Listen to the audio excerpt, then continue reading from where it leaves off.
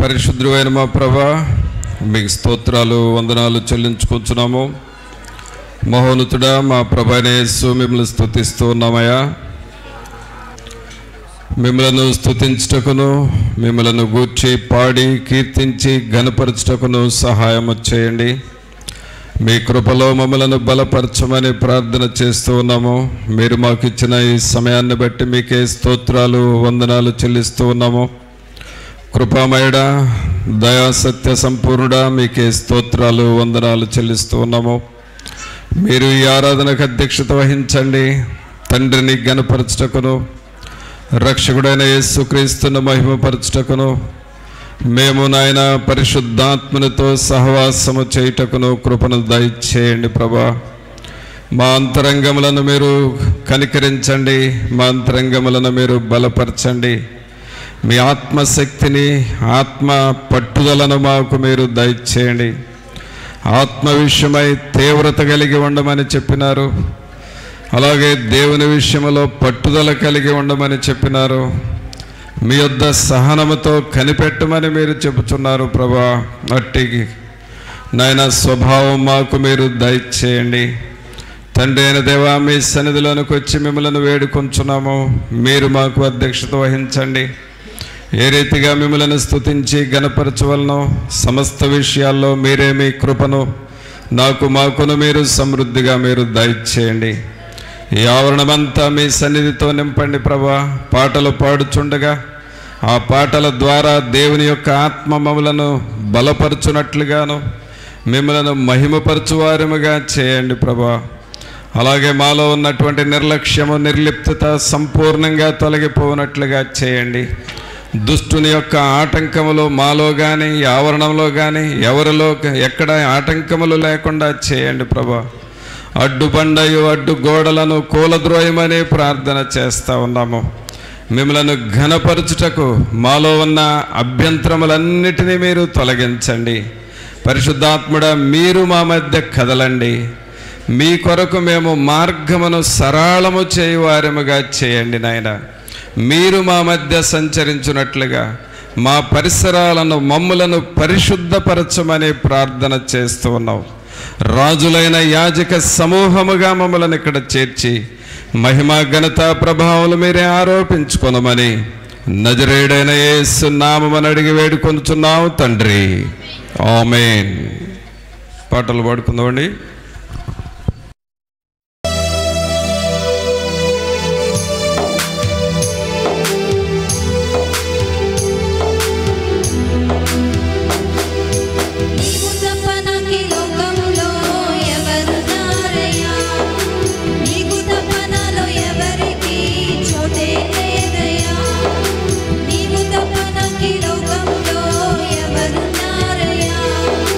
నీకు తప్పనలో ఎవరికి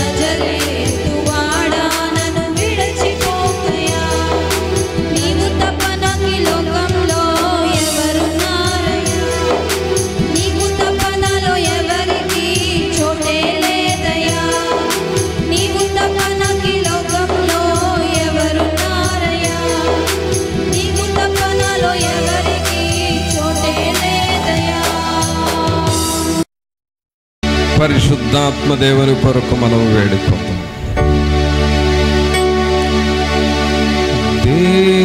దేవుని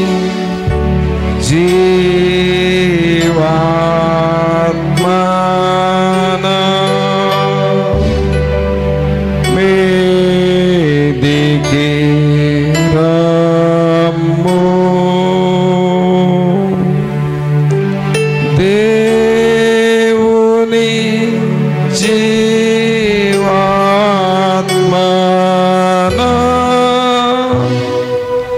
మీదికి రమ్ము. వీరచు వంచు మాలచు నింపు దేవుని జీవాత్మన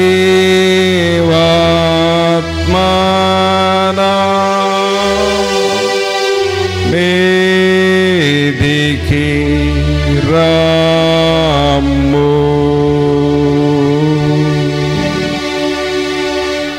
మీకు వందనాలు చెల్లిస్తూ ఉన్నాము.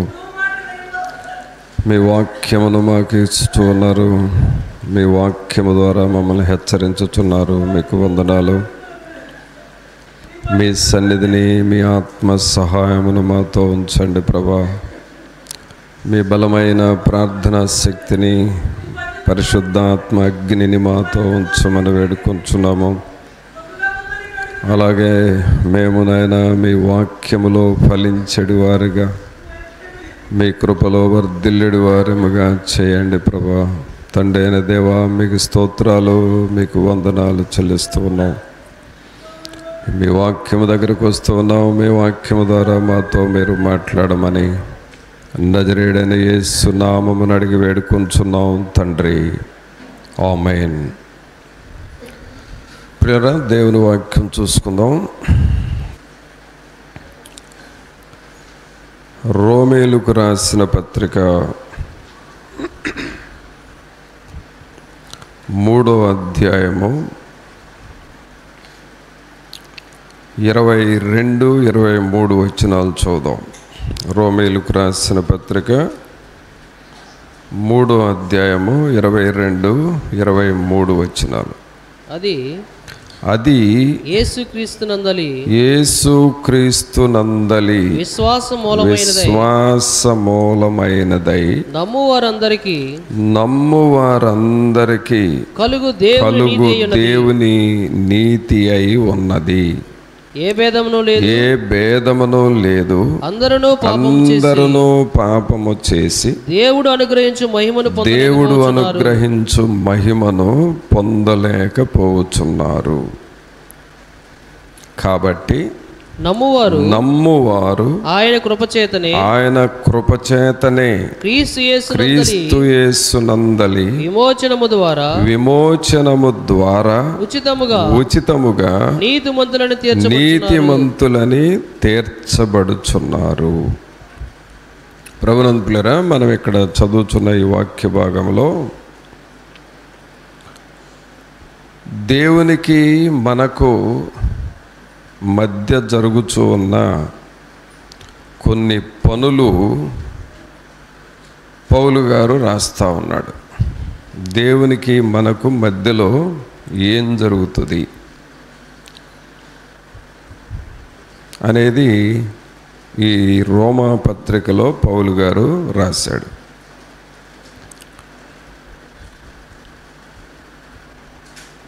ఏం జరుగుతుంది అని మనం ఆలోచన చేస్తే, మనము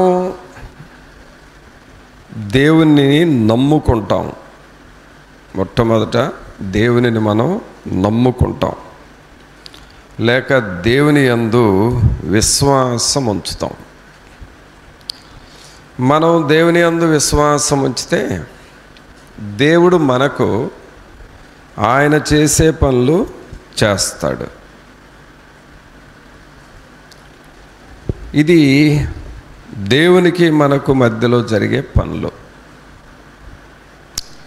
మనకేమో మన పనులు మనం చేసుకుంటున్నాం, కానీ దేవుని దగ్గరకు వచ్చేసరికి దేవుని యందు నువ్వు ఏమి విశ్వాసం ఉంచుతావో దాని ప్రకారం దేవుడు నీకు ఆయన పనులు చేసి చూపిస్తూ ఉంటాడు. దాన్నే దేవుణ్ణి నమ్ముకోవటం అంటాం, లేక దేవుని యందు విశ్వాసం ఉంచటం అని అంటాం. అయితే దేవుని యందు మనకు విశ్వాసం ఉన్నదా, నమ్మకం ఉందా అని అంటే, దేవుని మీద నమ్మకం ఉంటుంది, అందరికీ నమ్మకం ఉంటుంది. అయితే ఏ స్థాయిలో దేవుణ్ణి మనం నమ్ముతున్నాం, ఏ స్థాయిలో? దేవుణ్ణి తక్కువ స్థాయిలో నమ్ముతూ ఉంటే నీకు తక్కువ పనులే జరుగుతాయి. నీవు ఎక్కువ స్థాయిలో నమ్మితే ఎక్కువ పనులు జరుగుతాయి. నీవు నమ్మేదానిని బట్టి, నీవు దేవుని యందు విశ్వాసం ఉంచే దానిని బట్టి దేవుని పనులు మనలో జరుగుతూ ఉంటాయి. అందుకనే ఇక్కడ మనం దేవుని వాక్యంలో చూస్తే 22వ వచనంలో, అది యేసుక్రీస్తు నందలి విశ్వాసమూలమైనదై నమ్ము వారందరికీ కలుగు దేవుని నీతి అయి ఉన్నది. ఒకటి, దేవుని యందు విశ్వాసం ఉంచుతున్నాం, మనం దేవుణ్ణి నమ్ముతున్నాం. ఆయన యందు మన విశ్వాసం ఉంచితే ఆయన మనకేమవుతాడంటే నీతి అవుతాడు. అయితే దేవుని యందు విశ్వాసం ఉంచే వాళ్ళ గుర్తులు ఎలా ఉంటాయి? దేవుని మీద మన విశ్వాసం ఉంది అని అంటే, మన విశ్వాసం ఉంచేమనే దానికి ఏమన్నా గుర్తులు ఉన్నాయా?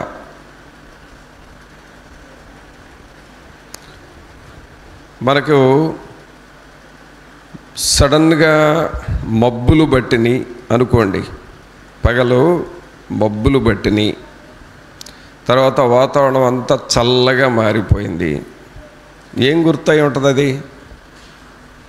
చెప్పండి. సడన్గా మబ్బులు పట్టిని, అలాగే వాతావరణం అంతా చల్లగా మారిపోయింది. దాన్ని బట్టి ఏం చెబుదాం మనం? ఏం చెప్పచ్చు? వర్షం రావచ్చు, అంతే కదా. ఉన్నట్లుగా ఉండి మబ్బులు పట్టినాయి, మేఘాలు వచ్చినాయి, చల్లగా మారింది, వర్షం రావచ్చు. అదొక గుర్తు కదా. అలాగే కొన్ని గుర్తులు, దేవుని యందు విశ్వాసం ఉంచామంటే, దేవుని మీద నువ్వు నమ్మకం ఉంచావంటే మనకు గుర్తులు ఏమైనా ఉన్నాయా అని చూస్తే, అక్కడ చూడండి, మరలా 22వ వచనం చూద్దాం. అది యేసుక్రీస్తు నందలి విశ్వాసమూలమైనదై నమ్ము వారందరికీ కలుగు దేవుని నీతి అయి ఉన్నది. ఏ భేదమును లేదు, అందరూ పాపము చేసి దేవుడు అనుగ్రహించు మహిమను పొందలేకపోతున్నారు. తర్వాత, కాబట్టి నమ్మువారు ఆయన కృపచేతనే క్రీస్తు యేసునందలి విమోచనము ద్వారా ఉచితముగా నీతిమంతులని తీర్చబడుచున్నారు. అంటే నీవు దేవుణ్ణి నమ్మితే, దేవుని మీద విశ్వాసం ఉంచితే నీవేమవుతావంటే నీతిమంతుడుగా, నీతిమంతురాలుగా మారతావు. అదొక గుర్తు. నువ్వు దేవుణ్ణి ఎంత విశ్వసిస్తావో అంత దేవుని నీతి నీలోనికి వస్తూ ఉంటుంది. దేవుణ్ణి నువ్వు ఎంత నమ్ముతూ ఉంటావో అంతగా దేవుని సన్నిధి నీవు అనుభవిస్తూ ఉంటావు. కాబట్టి దేవుణ్ణి నమ్మాము అనేదానికి గుర్తు ఏమిటంటే, దేవుడంటే నాకు నమ్మకమేనండి, దేవుణ్ణి నమ్ముకున్నానండి, దేవుని మీద విశ్వాసం ఉంచేవండి అని అంటారు కదా. దేవుని యందు నమ్మకం ఉండటం అంటే ఏంటి అని అంటే, నీవు ఆయన నమ్మేవు అని అంటే నీవు నీతిమంతుడుగా నీతిమంతురాలుగా తీర్చబడతావు. అదొక మొదటి గుర్తు. అబ్రహాము దేవునిని నమ్మాడు. ఆయన కూడా ఒకప్పుడు విగ్రహాలకు పూజ చేసిన వ్యక్తి, కానీ దేవుణ్ణి నమ్మాడు. దేవుని ప్రత్యక్షత పొందాడు, నమ్మాడు. నమ్మిన తర్వాత నీతిమంతుడిగా తీర్చబడ్డాడు. అలాగే యోబు దేవుణ్ణి నమ్మాడు. దేవుణ్ణి నమ్మిన తర్వాత తను కూడా నీతిమంతుడిగా తీర్చబడ్డాడు. కాబట్టి దేవుని మీద నువ్వు విశ్వాసం ఉంచావు అనే దానికి గుర్తు ఏంటంటే, నువ్వు నీతిమంతుడుగా నీతిమంతురాలుగా మారతావు. ఇప్పుడు మనల్ని చూసిన వాళ్ళు నీతిమంతులు వీళ్ళు అని అనుకుంటారు. యథార్థంగా ఉంటారు, నీతిగా ఉంటారు, మాటలు ఖచ్చితంగా ఉంటాయి, చెప్పింది చేస్తారు, చేసిందే చెబుతారు. మాటలు ఒక రకంగా, ప్రవర్తన ఒక రకంగా ఉండదు.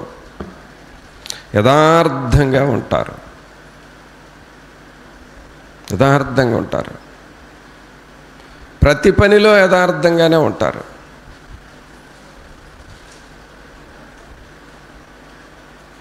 చిన్న చిన్న పనుల్లో కూడా. ఉదాహరణకి కొంతమంది ఇళ్ళ దగ్గర కుటుంబ ప్రార్థనలు పెడతారు, లేకపోతే రోడ్ల మీద మీటింగ్ పెడతారు, ఏదో ఒక సభ లాంటిది, లేక సెమీ క్రిస్మస్ లాంటివే కావచ్చు, పెడతారు. దానికి వెంటనే కరెంటు పోల్ మీద కనెక్షన్ వేసి ఆ కరెంట్ లాక్కొని వాళ్ళ పనులన్నీ చేసుకుంటారు.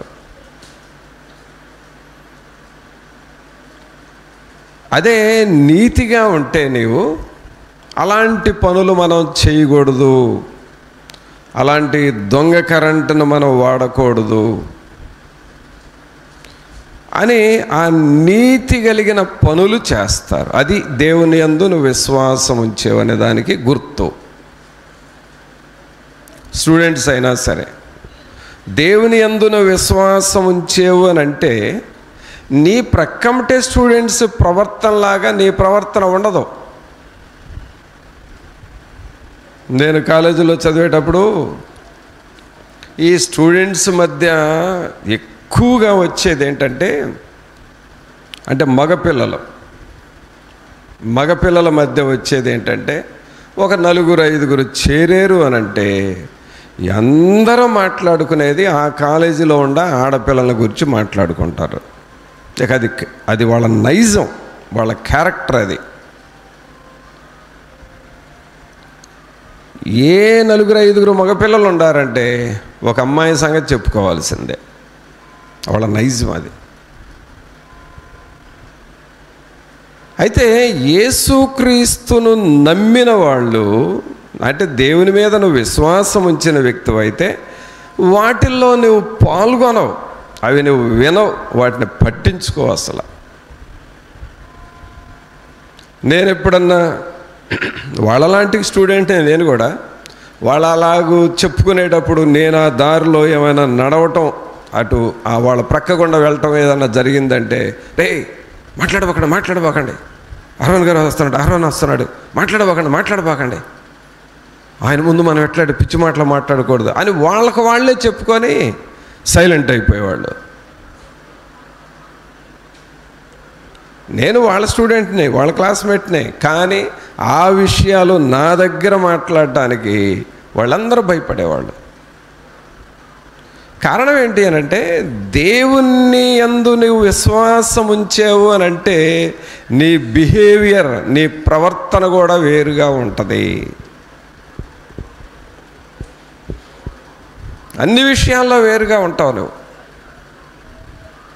ఎగ్జామ్స్ స్టూడెంట్స్కి ఉన్న సహజ నైజం ఏంటంటే కాపీలు కొట్టడం. ఈ మధ్య ఒక లెక్చరరు, ఏం సార్ జాబ్ కంటిన్యూ చేస్తున్నారా అంటే, జాబ్ మానేశానండి అన్నాడు. మానేశానండి అన్నాడు. ఎందుకు మానేశావు? ఆయన లెక్చరర్, సాంస్క్రిట్ లెక్చరర్ ఆయన. ఎందుకు మానేశావండి అని అడిగితే ఏమన్నాడో తెలుసా? ఏంటండి మరీ వ్యవస్థ పాడైపోయింది, ఆ స్టూడెంట్స్ని ఎదురుగా పెట్టి మీరే వాళ్ళకు బుక్స్ ఇచ్చి మీరే వాళ్ళ చేత చూపించి రాయించండి, మంచి రిజల్ట్ వచ్చేటట్టుగా చూడండి అని మేనేజ్మెంట్ మాకు చెబుతున్నారు. వాళ్ళు రాయకపోయినా వాటి ఆన్సర్ ఎక్కడుందో ఆ బుక్ తీసి వాళ్ళకి ఇచ్చి అది రాయరా అని మేము బ్రతిలాడు కావాల్సి వస్తుంది. ఎంత ఘోరంగా ఎక్కడ చేసామండి, ఇలాంటి పిచ్చి పనులు చేయలేక జాబ్ మానేశానండి అన్నాడు. చూసారా? అంటే దేవుని యందు నువ్వు విశ్వాసం ఉంచుతున్నావంటే దానికి గుర్తేంటంటే సమాజంలో జరిగేటటువంటి అన్యాయపు పనులకు నీవు తల వగ్గవు, తల దించవు. నువ్వు ఏముందిలే వాళ్ళు అలా చేశారు, తప్పేముందిలే అని నువ్వు కలిసిపోవు. దేవుని కోసం నిలబడతావు, దేవుని కొరకు నిలబడతావు. అది కాలేజీ అయినా, హాస్టల్ అయినా, ఆఫీస్ అయినా, లేక ఏ పని చేస్తున్నా సరే అక్కడ నువ్వు దేవుని కొరకు నిలబడతావు. అది నువ్వు దేవుని యందు విశ్వాసం ఉంచేవనే దానికి గుర్తు.